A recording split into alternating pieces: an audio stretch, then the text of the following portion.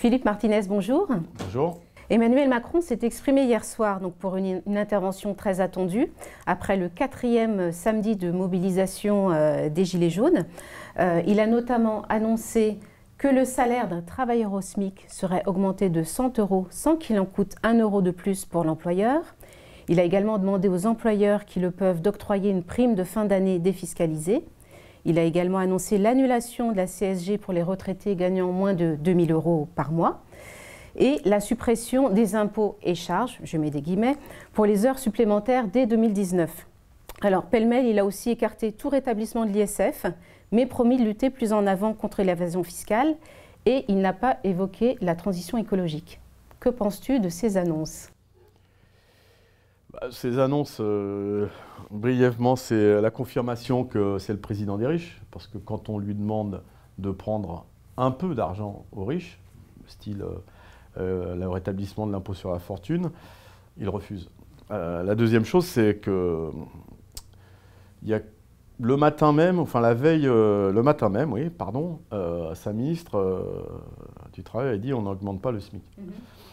Ce qui montre que quand il y a des mobilisations, on peut faire reculer n'importe quel gouvernement, voire le patronat. C'est à noter dans un coin de notre tête parce que, certes, ces mesures sont loin de faire le compte, mais si on était plus nombreux, plus rassemblés, je pense qu'on pourrait faire des miracles, y compris obtenir le rétablissement de l'ISF. Alors sur les mesures, premièrement, il est bon de préciser que c'est un superfuge de dire que le SMIC a été augmenté. On va augmenter les bas salaires par le biais de quelque chose qui était déjà prévu et qu'on avance, qui consiste à rajouter un peu de sous sur la prime d'activité. Évidemment, pour ceux qui vont le percevoir, c'est une bonne nouvelle. Mais le problème, c'est qu'effectivement, comme tu l'as dit, ça ne coûte rien au patronat. C'est donc...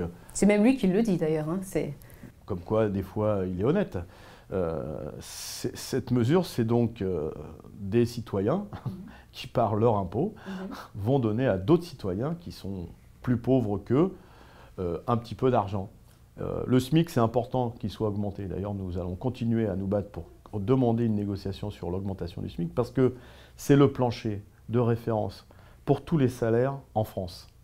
Et donc, augmenter le SMIC de 20% comme nous le demandons, c'est indispensable pour ceux qui sont payés au SMIC, mais c'est essentiel pour l'ensemble du monde du travail, de façon à ce que, si on augmente le plancher, à tous les étages, que ce soit dans le public ou dans le privé, les salaires soient augmentés.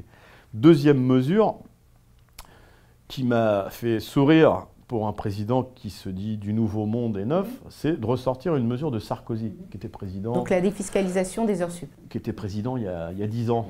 Ouais, une nouvelle mesure.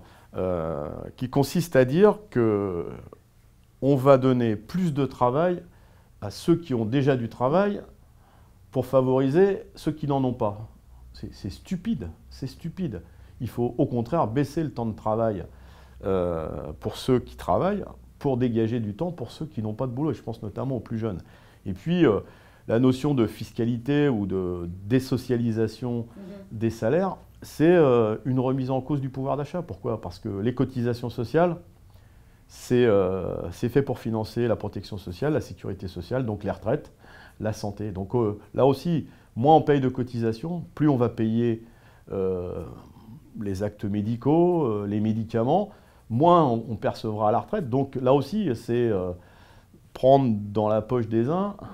En somme, c'est un tour de passe-passe. C'est un tour de passe-passe. Et donc là aussi, c'est une vieille mesure que Sarkozy avait mis en place, une mesure qui ne développe pas le travail, qui fera plus travailler certains, quitte y compris à avoir des problèmes de conditions de travail, des problèmes de maladies professionnelles. Et puis c'est mauvais pour la protection sociale. Alors, il a annoncé 2 autres mesures. Il n'a rien donné aux retraités. Pas de revalorisation des pensions. Il a dit, premièrement, qu'il ne leur piquerait pas ce qu'il avait promis de leur piquer, c'est une nuance. Donc ils vont retrouver 0,3% de pouvoir d'achat qu'ils risquaient de perdre. Par contre, l'inflation est à 1,9. Conclusion, si on ne revalorise pas les pensions, eh bien, cette année encore, les retraités verront une perte de pouvoir d'achat.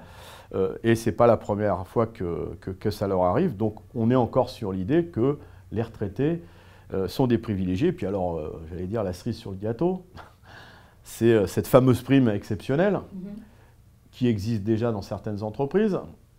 Donc, les patrons qui le voudront bien la donneront. Alors, il y a sûrement des patrons qui vont faire un effort, mais quand ce n'est pas obligatoire, en général, on ne le fait pas. Et puis, il a rajouté défiscaliser, donc désocialiser. Ce qui veut dire que ceux qui l'a donné vont faire des économies, puisqu'ils ne paieront plus de cotisations sociales patronales sur leurs primes. Donc les 4 mesures, c'est de l'enfumage, et c'est là aussi dans la logique de ce qu'il fait depuis 18 mois. Par contre, c'est vrai que en ce qui concerne l'ISF, la justice fiscale, pas un mot. Les jeunes qui sont dans la rue, pas un mot.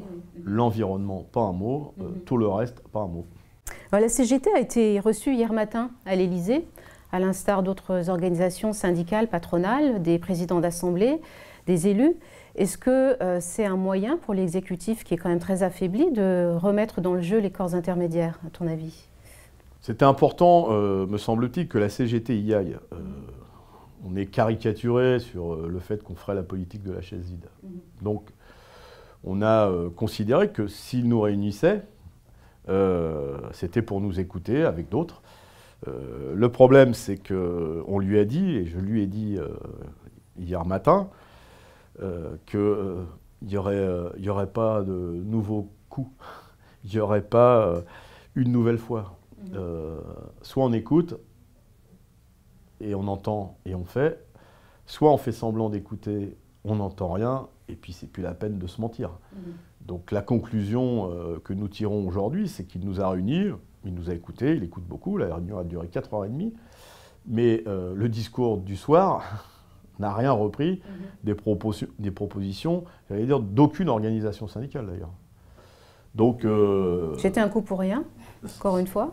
C'était, j'allais dire, c'était sa dernière chance. D'accord. Il se moque, il se fout, pour être moins poli, des organisations syndicales.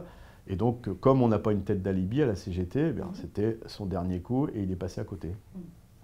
Alors Philippe, on va parler Gilets jaunes.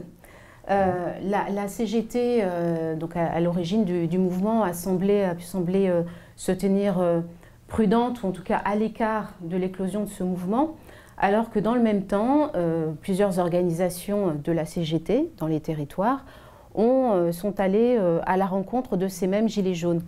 Pourquoi est-ce qu'il y a ce décalage? Il y a eu ce décalage. Je ne pense pas qu'il y ait de décalage. À l'origine du mouvement, ça fait 1 mois et demi, c'était un mouvement qui est parti sur les réseaux sociaux, et on a lu sur des réseaux sociaux des choses intéressantes, mais beaucoup de choses inintéressantes, voire malodorantes. C'est un mouvement qui est parti autour de la taxe contre les produits pétroliers, au départ. Mais on a lu aussi des choses plus ou moins racistes sur l'immigration, etc. Donc on a dit ça, on n'ira pas. Et puis petit à petit, on voit bien que ce mouvement a évolué sur les ronds-points. Vers plus de justice sociale, vers plus de revendications autour du social. Le social a pris le pas sur, premièrement, la revendication d'origine, lancée par 3-4 personnes. Et donc la colère sociale, elle s'exprime. Moi, je passe devant des ronds-points où c'est marqué augmentation du SMIC. C'est pas moi qui vais dire c'est pas bien. C'est ce qu'on porte depuis des mois et des années.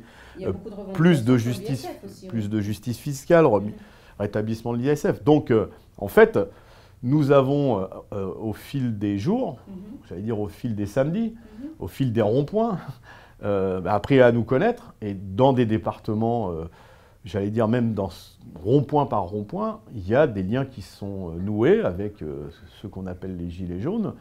Et puis dans des endroits, parce que ce mouvement est quand même très hétérogène, le contact est impossible.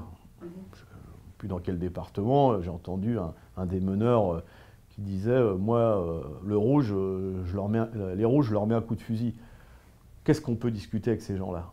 Mais c'est une minorité. Et donc dans la majorité des cas, département par département, on va discuter avec eux, on apprend à se respecter. Je crois que notre plus gros problème dans cette... Mais c'est aussi une leçon à tirer, un enseignement à tirer, c'est que tous ces gilets jaunes, qu'ils soient retraités, privés d'emploi, jeunes, salariés, ils ne connaissent pas la CGT. Et c'est sûr que quand on ne connaît pas quelqu'un, on a parfois des a priori, surtout quand la publicité qui est faite autour de ce quelqu'un, c'est-à-dire la CGT, n'est pas toujours à son avantage. Mais c'est en discutant, pardon, en apprenant à se connaître, que les liens se nouent. Et j'ai eu plusieurs témoignages de ce week-end, où, notamment dans les régions, notamment dans les territoires ruraux, où les liens se passent très bien. Et les gilets jaunes reconnaissent que les gilets rouges sont très utiles dans la société.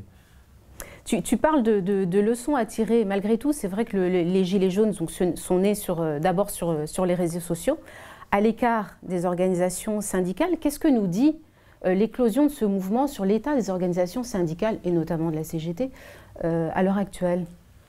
Le constat, il est fait à la CGT, c'est qu'on est absent de trop nombreux lieux de vie, lieux de travail. On doit rayonner sur à peu près 25% du salariat dans notre pays. Alors, ce taux, il doit largement diminuer en ce qui concerne les privés d'emploi et les retraités, très largement diminuer.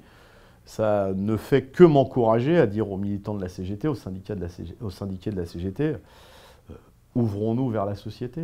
Il y a plein de gens qui nous attendent, sauf qu'ils ne nous attendent pas éternellement. Et quand ils ne nous voient pas pendant toute une vie, parfois, ils s'organisent eux-mêmes par le biais de réseaux sociaux, ce qui doit aussi nous interroger sur notre façon de communiquer. Mais le côté positif, face à tous ceux, dont le président de la République qui prône l'individualisme, le chacun pour soi, dans les formes de lutte, on ne peut pas dire que les Gilets jaunes aient inventé quelque chose. Bloquer des ronds-points, monter des tentes, manger ensemble, créer des lieux de convivialité, de solidarité. Je crois que c'est dans nos gènes. Donc c'est plutôt rassurant que face à ceux qui prônent une société individualiste, les gens disent non, il faut se parler, il faut se retrouver, il faut discuter et il faut agir collectivement. Ça, c'est plutôt positif. Tu as donné une interview au journal Le Monde il y a quelques jours, dans laquelle tu dis qu'il n'y a pas de convergence des luttes possibles à l'échelle nationale, en tout cas pour ce qui concerne le mouvement des Gilets jaunes, mais tu parles effectivement d'initiatives qui sont possibles à l'échelle locale. Est-ce que tu peux nous préciser donc pourquoi tu... Je regarde la réalité de ce mouvement. Il n'y a pas d'organisation dans ce mouvement. Il y a des liens par le biais de réseaux sociaux. Et encore, maintenant, il y a des catégories de gilets jaunes, les indépendants, les je ne sais quoi. Donc il n'y a pas d'organisation. Donc pour l'instant, je ne vois pas comment je pourrais appeler quelqu'un représentatif de ce mouvement. Par contre... oui, sur les ronds-points, au niveau des départements, dans les villes, il y a des groupes qui font des assemblées générales. Là, on a des interlocuteurs. Et donc, je dis, ma pensée, c'était de dire, pour l'instant, au niveau national, c'est impossible. En tout cas, c'est très difficile. Par contre, au niveau local, c'est très facile. Allons-y, serrons-nous la main, discutons, réfléchissons ensemble des formes de lutte qu'on peut avoir. Moi, je veux insister sur une chose, c'est qu'on parle beaucoup du gouvernement, et à juste titre, les Gilets jaunes parlent de la responsabilité du gouvernement. On parle un peu moins des patrons. Et agir le samedi, c'est bien, c'est indispensable. Je comprends que certains Gilets jaunes, parce qu'il y a aussi des syndiqués qui nous le disent, ne peuvent pas faire grève parce que les fins de mois sont difficiles, etc. Enfin, il faut taper un petit peu, entre guillemets, évidemment, à la porte du patronat, parce que qui ne partage pas les richesses? C'est eux. Qui ont les cadeaux fiscaux? C'est eux. On parlait de l'ISF tout à l'heure. Exactement. Qui va planquer son pognon dans les paradis fiscaux quand on sait que l'évasion fiscale avoisine les 80 milliards d'euros? C'est eux. Donc, le samedi, c'est bien, mais la semaine, c'est pas mal non plus. Et donc, sur les lieux de travail. Sur les lieux de travail, en arrêtant le travail, en créant aussi des actions collectives sur les lieux de travail, ça me paraît essentiel. Alors, le 6 décembre dernier, il y a eu une déclaration unitaire qui a été co-signée par 7 organisations syndicales, dont la nôtre. Cette déclaration unitaire appelle le gouvernement à garantir de réelles négociations. Et c'est aussi une forme, en tout cas, d'appel au calme. En tout cas, c'est comme ça que ça a été perçu. C'est une déclaration qui n'a pas forcément toujours été très bien comprise dans notre organisation. Dans le même temps, quelques temps après, la même journée, je crois, la CGT, elle a toute seule produit un communiqué dans lequel elle dénonce en fait l'action du gouvernement qui consiste à être un incendiaire social. Comment est-ce qu'on peut apprécier cette déclaration? Moi, je continue de penser, mais je ne dois pas être le seul, parce que je croise beaucoup de salariés qui me le disent, que tant qu'il n'y aura pas unité des organisations syndicales dans ce pays, la possibilité d'obtenir des avancées sociales sera compliquée.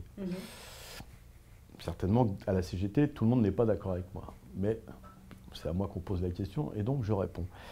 La deuxième chose, c'est que quand on discute avec d'autres, si on veut que le résultat soit exactement ce qu'on pense, les discussions, c'est impossible. Et puis c'est pas une bonne chose. Enfin, soit on discute et c'est du respect mutuel, soit on ne discute pas. Donc il faut trancher cette question.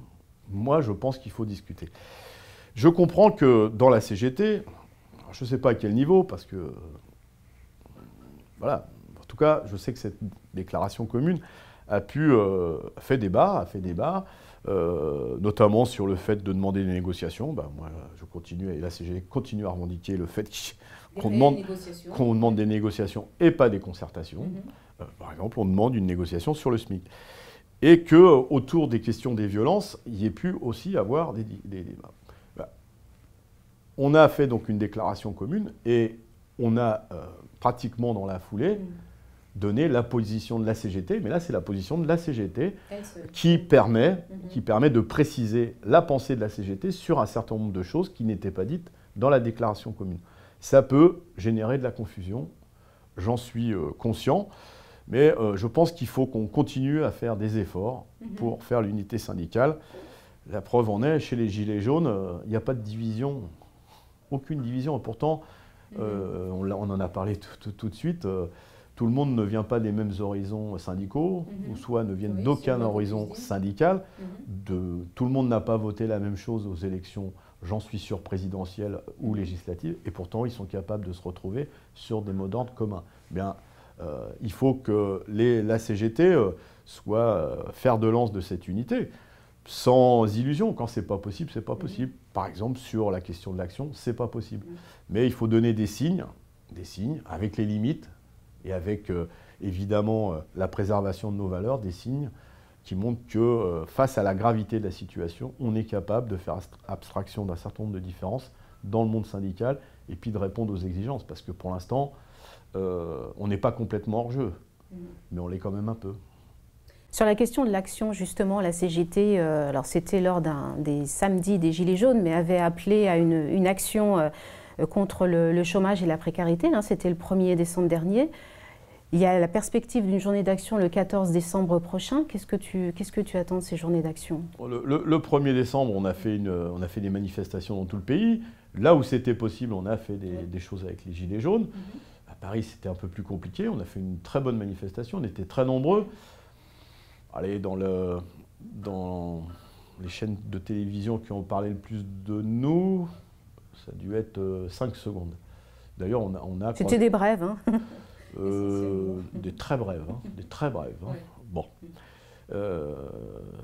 Et on a croisé des Gilets jaunes et ça s'est bien passé. On considère que ce n'est pas le moment de baisser les bras, malgré les annonces...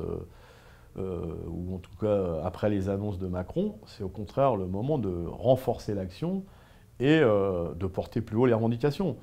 On fait ça le 14, un vendredi. Un vendredi donc. Parce que je reste persuadé, nous restons persuadés à la CGT, qu'il y a besoin d'aller taper à la porte des grands patrons, y compris les artisans, les TPE, parce que qui bénéficie le plus des exonérations fiscales, des aides publiques, le CICE par exemple? Ce n'est pas les artisans, ce n'est pas les TPE, c'est les grands groupes qui en ont déjà, j'allais dire, par-dessus le coffre. Donc le vendredi 14, et nous réfléchissons et nous allons proposer que le 18 décembre soit aussi une journée de mobilisation. Pourquoi? Parce que le gouvernement, après les annonces du président de la République, doit révéler le montant de l'évolution du SMIC, ça se passera le 17 décembre. Je ne suis pas très optimiste sur l'idée d'un coup de pouce, vu ce que j'ai entendu. Et donc le 18, si les annonces ne nous satisfont pas, ben, il faudra exiger des négociations pour une réelle augmentation du SMIC. Nous proposons que le SMIC soit augmenté de 20%. Et puis le 18 décembre, c'est aussi une journée importante parce que c'est la journée internationale du droit des migrants. Et c'est passé un peu inaperçu hier dans le discours du président de la République. Et il a mis une pièce sur le sujet. Il a même mis un billet avec des airs qui ressemblent à des choses malodorantes aussi. Et ben, c'est l'occasion aussi de se dire les revendications, les avancées sociales, ce n'est pas une question de couleur de peau, ce n'est pas une question d'origine, c'est une question qui concerne l'ensemble du monde du travail. Et donc que les migrants aient les mêmes droits que les autres, c'est au cœur de la bataille de la CGT en termes d'égalité, de fraternité et de solidarité. Donc c'est aussi l'occasion. Et puis les retraités seront aussi mobilisés parce qu'eux, ils ont aussi toutes les raisons de se mobiliser. Donc le 18 décembre, c'est un peu une convergence de plusieurs sujets. Les questions sociales, qu'on soit actif, retraité, privé d'emploi, la question des migrants.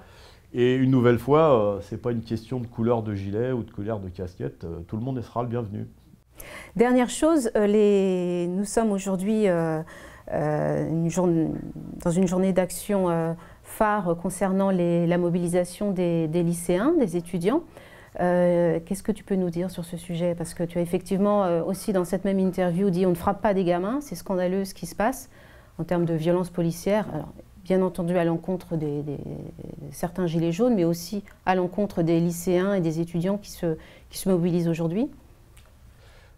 Quand on commence à matraquer sa jeunesse, quand on commence à l'humilier, parce que voir ces lycéens à Mantes-la-Jolie à genoux, les mains dans le dos, avec quelques railleries policières pas très bon goût, on inaugure mal de l'avenir d'un pays.